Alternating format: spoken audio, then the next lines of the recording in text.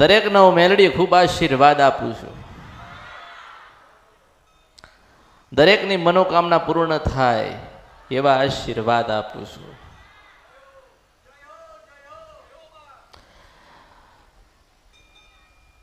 તમારી પેઢીની રિહાઈ ગયેલી માતા રાજી થાય એવા આશીર્વાદ આપું છું.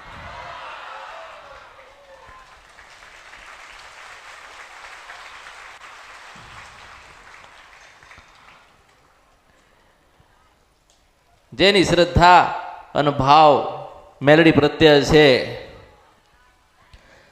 જેનો ભાવ જેની ભક્તિ મેલડીના પ્રત્યે છે, એ મેલડી એક નહીં, અમૃતની મેલડી તમારા 1000 કામ કરી આલીશ.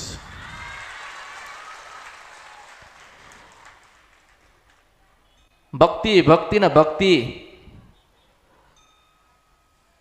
દરેકને ભક્તિ શીખવાડી, કુળદેવીની ભક્તિ શીખવાડી. માતાજી કેવી રીતે રાજી થાય એવું શીખવાડ્યું. ડગલે ને પગલે જે ગુના કર્યા છે, જે ગુના થઈ ગયા, નવા થતા હશે, નવા ગુના ના થાય, જૂના ગુના તમારી કુળદેવી ક્ષમા કર અને સુખી કર ને એવા મેલડી આશીર્વાદ આપું છું.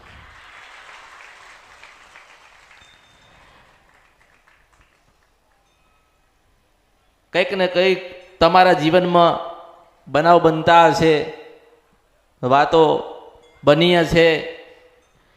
જીવનની અંદર જ્યારે પણ દુઃખ આવ્યું હશે ત્યારે માતાજી જરૂરથી યાદ આવ્યા હશે.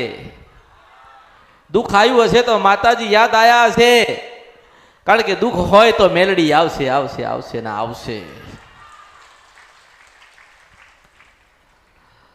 તમે કોની ભક્તિ કરો છો એ મહત્વનું નથી, તમે કેવી ભક્તિ કરો છો એ મહત્વની નથી, સાચા હૃદયથી ભક્તિ કરો છો ને એ મહત્વનું. શું મેલડી છો?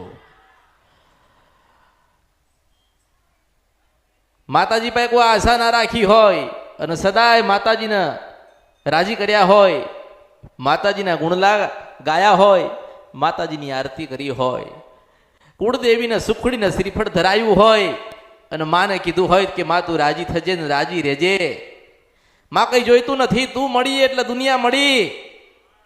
જો આવા 4 શબ્દ એક પરિવાર, એક વસ્તીને ઘર ભેગું થઈને ખાલી ખોડિયાને મેલડીને કે કાળકાને કહેશે ને તો ખૂબ આશીર્વાદ આલશે માતાજી. માગવાની જરૂર નથી, એ તો આલવા જ બેઠી છે. માગવાની જરૂર નથી, માગશો નહીં. આજે ગમે તેવું દુઃખ હોય, ગમે તેટલું દુઃખ હોય, જો તમે તમારી કુળદેવીના ચરણના શરણમાં ગયા છો, તમારી કુળદેવીને રાજી કરીએ છે, માતાજી ગુના નહીં થાય, ક્ષમા કરજો, તમને પૂછ્યા વગર ડગલાના પગલા નહીં ભરીએ, આવા વચને બંધાયેલા હશો તો ગમે તેવા પહાડ જેવા દુઃખ હશે ને તો માતાજી આઈને દૂર કરશે. મને ઓળખો ને તો જ ઓળખાય.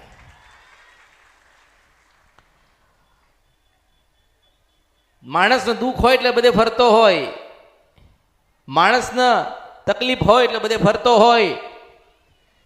જે કોઈ બાધાને માનતા આપ એની લઈ લે, જે દીવો કે કરી દે, જે બેસાડવાનું કે બેસાડી દે. એને તો દુઃખમાંથી બહાર નીકળવું છે, દુઃખમાંથી બહાર નીકળવું છે. જે બતાવશો એ કરવા તૈયાર હોય માણસ, પણ માણસને એટલી સદબુદ્ધિને જ્ઞાન ના આવ્યો કે આપણી ચાવણ પાસે જવું પડે મેલડી છો. માણસને એટલું જ્ઞાન ના આવ્યું કે આપણી ખોડિયાલના શરણમાં ચરણમાં જતા રહીએ. માણસને એટલું જ્ઞાન ના આવ્યું કે આપણી પરદાદાની, આપણા પૂર્વજોની ને વડીલોની હજુ એક મેલડી બેઠી છે, એના ચરણના શરણમાં જઈએ. આટલું જ્ઞાન આવતું, આટલી નાની નાની આ જીવનની વાતો છે, ભૂલી ગયા. આ તો કે ફલાણી માતા પાસે જઈશું સારું કરશું, પેલી માતાજી પાસે જઈએ તો માતાજી આપણું સારું કરી દે. શું આપણી માતાજીને આપણે નિવેદ નથી વડીલો આલીન ગયા છે ને? કોક દાડો તો ચોખા ખવડાયા છે ને, કોઈ દાડો લાપસી ખવડાવી છે ને. તમારા પૂર્વજોએ, વડીલોએ, કોક ડોશીન ડોહાએ માતાજીને ભજન તો કર્યું હશે ને. તે ભજન ક્યાં ગયું? ભજન ક્યાં ગતું રહ્યું? એ ભગવતીઓ ક્યાં હંતાઈ ગઈ? હૃદયમાં બેહી ગઈ છે ને બોલતી નથી. એટલે કહું છું કે બોલતી નથી, ચાલતી નથી. કેમ કે માતુરી હાણી મને ઓળખો તો જ ઓળખાય. અંદર બેઠી છે ને બોલાવો ના આવે તો મારું નામ કળિયુગમાં મેલડી નહીં. ખોડિયાલ ને બોલાવો તો આવશે, મેલડીને બોલ જગાડો તો જાગશે. અંદર બેઠી છે, અંદર હૃદયની અંદર બેઠી છે. માતાજી મંદિરમાં નથી બેઠતા, કોઈ શ્રીફળમાં નથી વાસ કરતા.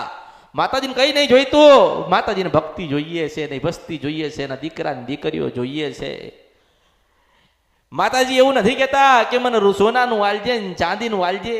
માતાજી એવું કહે છે કે 12 મહિને કદાચ મને ભગવતીને યાદ કરીએ છે તો 364 દિવસ તો હું માતા તારા પેઢીમાં ઊભી રહીશ કે મેલડી છું.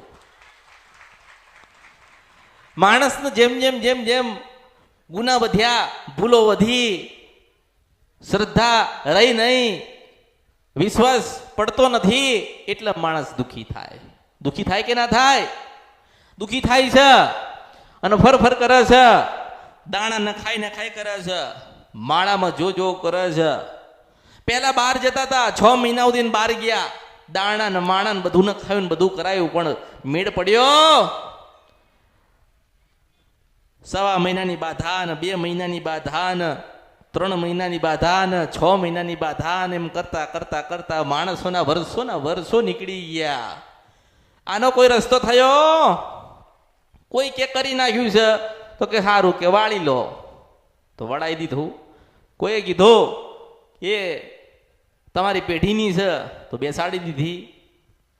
પણ દુઃખમાંથી માણસ બહાર ના આવ્યો.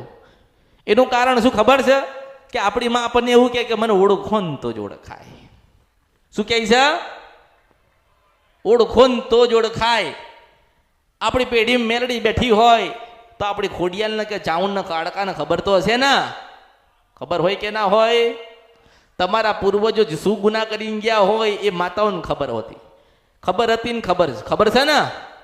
તમારી માને ખબર હોય ને?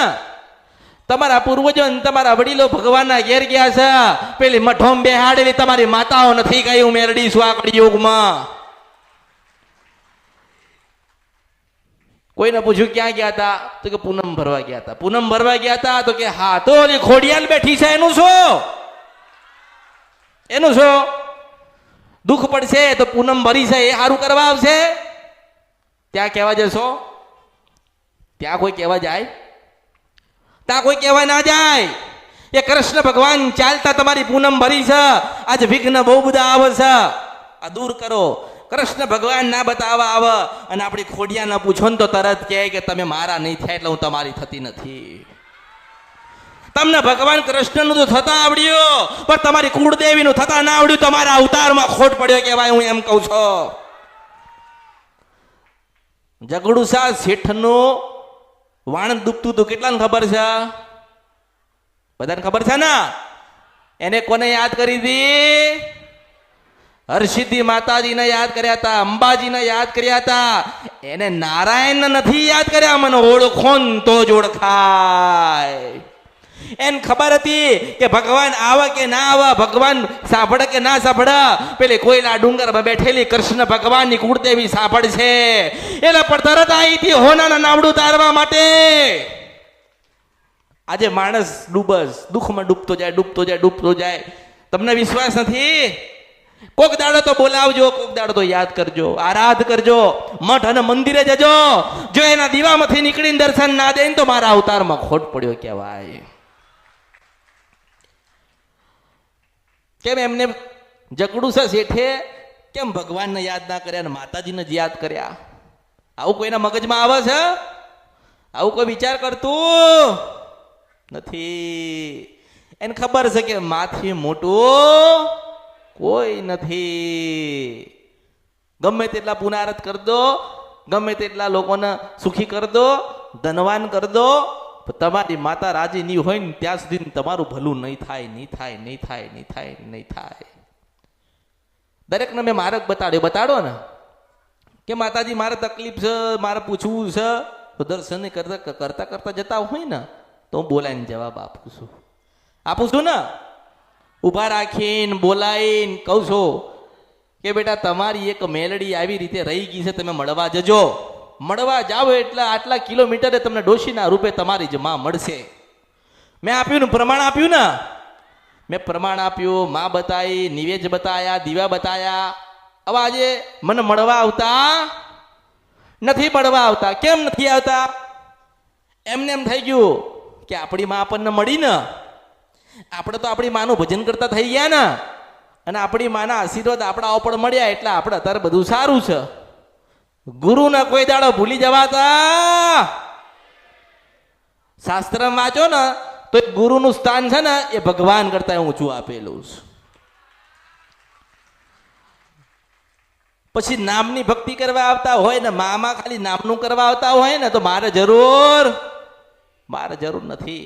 મને તો મારા સાચા 5 ભાવિકે મને બેસીને સાંભળ, મારા 4 શબ્દો એમના હૃદયમાં બેસ, એમના જીવનમાં ઉતાર, અને મારા કીધા પ્રમાણે ચાલે ને એમનું જીવન પરિવર્તન થાય. એટલે ભગવાનના તા મારી સહી કરેલી છે, મારું પુનરાવર્ત થઈ ગયું. મેં સારું કાર્ય ધરતી ઉપર આવ્યા પછી કરી લીધો. મારે હજારો ને લાખો ને કરોડો નથી જોઈતા, મારે તો એમના હૃદયમાં વાસ કરેલા હોય ને, મારે એવા ભક્તોની શોધમાં છું. મેં કીધું છે કે કોઈ મેલડીને ના ગોતશો, મને મેલડીને કોઈ ગોતશો નહીં. જો તમે મારા સાચા ભાવિક હોય ને તો અમારાથી મેલડી ગોતી લે છે. હું ગોતવા આવીશ, તમારે ગોતવાની જરૂર નથી. તમારે તો તમારી માતાઓને ગોતવાની જરૂર છે. કોઈ દાડો તો જાઓ ગામડે, કોઈ દાડો તો માતાજીને પૂછો, કોઈ દાડો તો મંદિરમાં જઈને જોવો તો ખરી કે આપણી ખોડિયાલના ફોટા કેવા થઈ ગયા છે. કોઈ દાડો મઢોમ જોવો તો ખરી આપણી ચાવણ માતાનું ત્રિશુલ કેવું થઈ ગયું છે. આપણી મેરડીના શ્રીફળ હળી ગયા, આપણે જોવા ના ગયા. તમારા અવતારમાં ખોટ પડ્યો કહેવાય એમ કહું છો. જેને જેને માં આપ્યો, જેને જીવાડ્યા એને આપણે ભૂલી જવાય? એને આપણે ભૂલી ગયા. તોય માં છે